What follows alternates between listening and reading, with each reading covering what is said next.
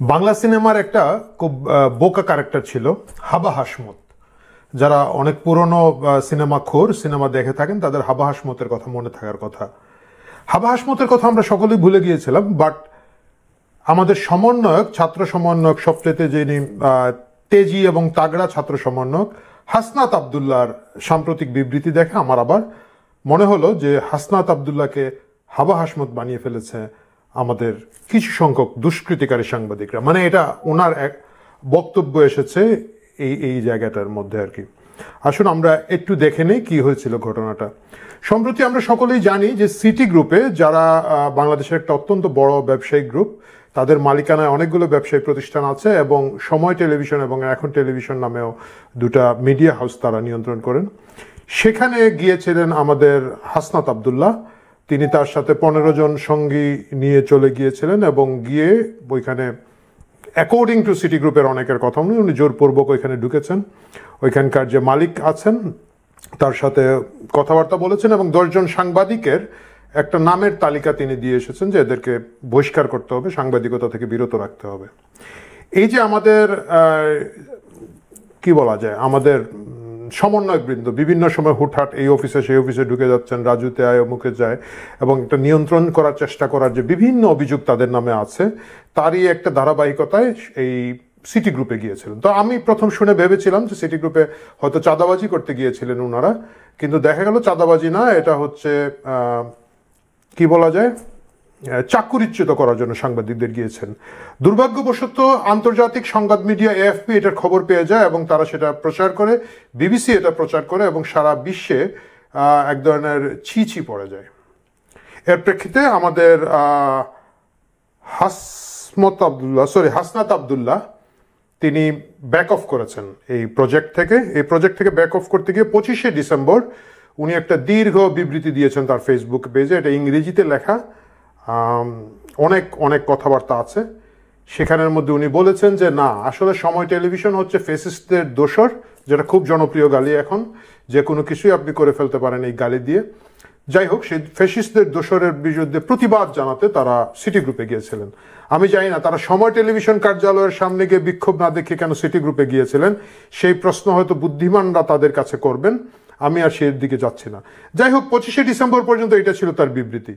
কিন্তু যখন এই কানাকানি ফুসফিস না থামলো এবং পরিষ্কারভাবে বোঝা গেল যে সিটি গ্রুপ চাপের মুখে 5 জন সাংবাদিককে চাকুরিচ্যুত করেছেন, 27শে ডিসেম্বর এসে হাসনাত আবদুল্লাহ আবার তার বক্তব্য পরিবর্তন করে ফেললেন। এখন উনি বলছেন, আমি পড়ছি আপনাদের সুবিধার্থে, সিটি গ্রুপের মালিকানাধীন, হাসনাত বলছেন, সিটি গ্রুপের মালিকানাধীন সময় এবং এখন টিভির কয়েকজন সাংবাদিক আমাদের কিছুটা প্ররোচিত করে গত 17 ডিসেম্বর বিকাল 4টার সময় টেলিভিশনের এমডি মিস্টার হাসানের কার্যালয়ে নিয়ে যায়। উনি বোধহয় বুঝে না, শিশু শিশু।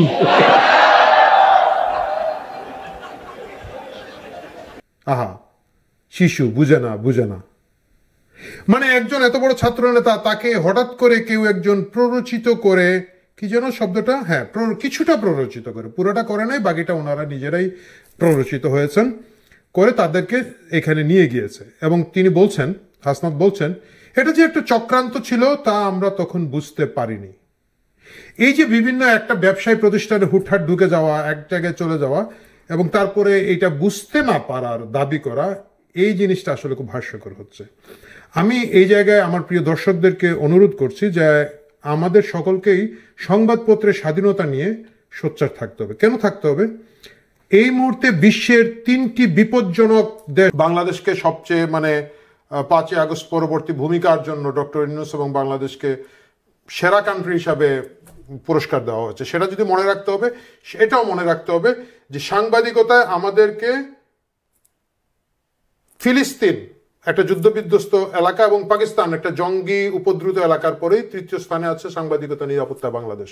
বাংলাদেশের অবস্থা, এটা হচ্ছে ইয়ারলি রাউন্ড আপ। এটা এমন না যে 5 আগস্টের পরেই শুধু ঘটেছে, এটা দীর্ঘদিন ধরে ঘটছে, এখন চূড়ান্তভাবে বেরিয়ে এসেছে। 5 আগস্টের পরে আমরা জানি অনেকগুলো টেলিভিশন অফিসকে একবারে তছনছ করা হয়েছে, আগুন দিয়ে পুড়িয়ে দেওয়া হয়েছে।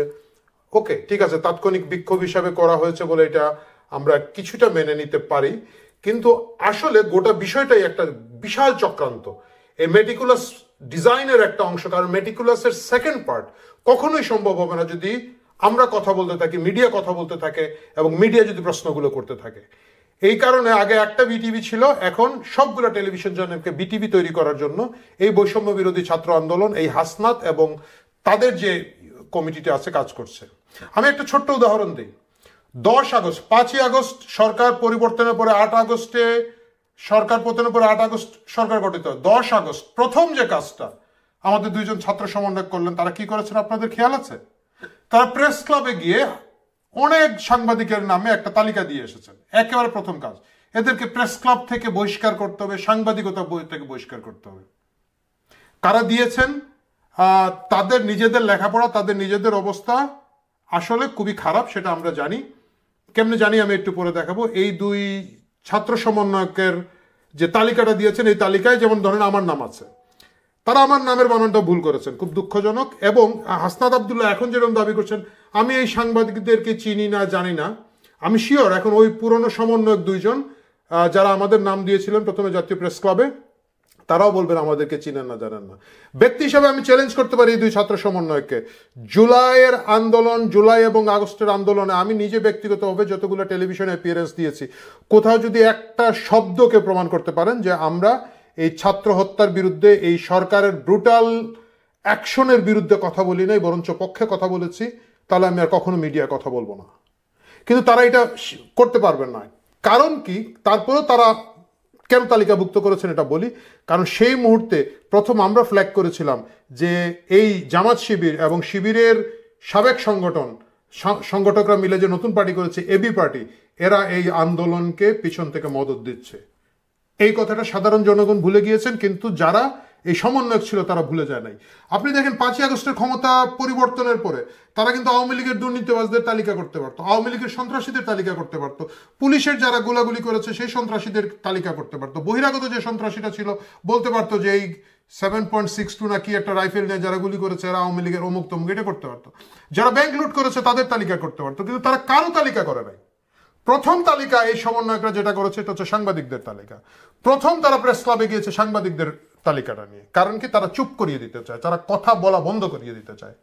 যদি সেটা করতে না পারে, পরবর্তী যে ধাপ আছে, তারা দীর্ঘস্থায়ীভাবে বাংলাদেশের রাষ্ট্র ক্ষমতায় অনির্বাচিতভাবে গায়ের জোরে বসে থাকার যে পরিকল্পনা করছে, মিডিয়াকে চুপ না করিয়ে দিলে সেটা করা তাদের পক্ষে সম্ভব হবে না।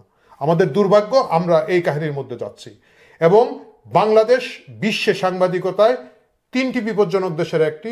এই অবস্থায় যদি আমাদের সমন্বয়করা গিয়ে থাকেন, শুধু তাই না, মিডিয়া নিয়ন্ত্রণের অসংখ্য কার্যক্রম হচ্ছে, গরু জবাই করে জিয়াফত করা হচ্ছে দেশের শীর্ষস্থানীয় 2টি পত্রিকা অফিসের সামনে। এটা কেউ আটকাচ্ছে? কেউ আটকাচ্ছে না, কিন্তু এটা চলছে। বাংলাদেশের শীর্ষ সাংবাদিক সকলের নামে হত্যা মামলা দেওয়া আছে। কতগুলো দেওয়া আছে আমি জানি না। অনেকে সাংবাদিকতা 4 বছর 5 বছর আগে ছেড়ে দিয়েছে, তাদের নামেও কিন্তু হত্যা মামলা দিয়ে রেখেছে। সরকার এইসব মামলা কখনোই ডিল করছে না, সরকার এইসব মামলা ডিল করছে না, বরঞ্চ সরকার ভুয়া তথ্য দিচ্ছে। যেমন ধরেন মুন্নি সাহার বিষয়ে, মুন্নি সাহার বিষয়ে কি ঘটেছে? মুন্নি সাহা কোনো একটা ব্যবসায়ী প্রতিষ্ঠান, তার পারিবারিক ব্যবসায়ী প্রতিষ্ঠানের মধ্যে একটা অ্যাকাউন্টের নমিনি। সেইখানে 1992 সালের প্রতিষ্ঠান, গত 16-17 বছরে যা টাকা পয়সার ডিল হয়েছে, টোটাল জিনিসটাকে একসাথে করে 134 কোটি টাকার লেনদেন হয়েছে বলে মুন্নি সাহার নামে এই খবরটা কারা ছাপিয়েছে, কারা প্রচার করেছে? এই সরকার, এই ইউনূস সরকারের ইউনিট থেকে এই সংবাদটা এই টুইস্ট করে লিক করা হয়েছে। মুন্নি শাহকে চুপ করিয়ে দিতে হবে, সাংবাদিকদেরকে চুপ করিয়ে দিতে হবে। এরই ধারাবাহিকতায় আজকে হাসনাত সাহেব গিয়ে ধমক দিয়ে সাংবাদিকদের চাকরি খাচ্ছেন এবং এই ঘটনাটা ব্যাপক হারে ঘটছে। আমরা যদি নিউজগুলো পড়তে থাকি, আমি বাই দ্য ওয়ে যে তালিকাটা দিয়েছেন যে সমন্বয়ক বৃন্দ, আমি জানি এরা কিছু পড়ালেখা করে নাই।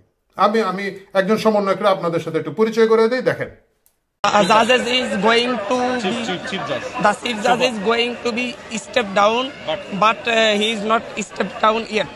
জি, এই সমন্বয়ক সাহেব আমার নাম দিয়েছেন বা আরো অনেক সাংবাদিকদের নাম দিয়েছেন। সেটা ধারাবাহিকতা কি কি হয়েছে? কক্সবাজারে স্বৈরাচারের দোষর আখ্যা দিয়ে 34 জন সাংবাদিকের নাম তালিকাভুক্ত করা হয়েছে। সরকার 11 নভেম্বর তার 118 জন সাংবাদিকের প্রেস অ্যাক্রেডিটেশন কার্ড বাতিল করেছে। এই নিয়ে 166 জন সাংবাদিকের প্রেস অ্যাক্রেডিটেশন কার্ড বাতিল করা হয়েছে।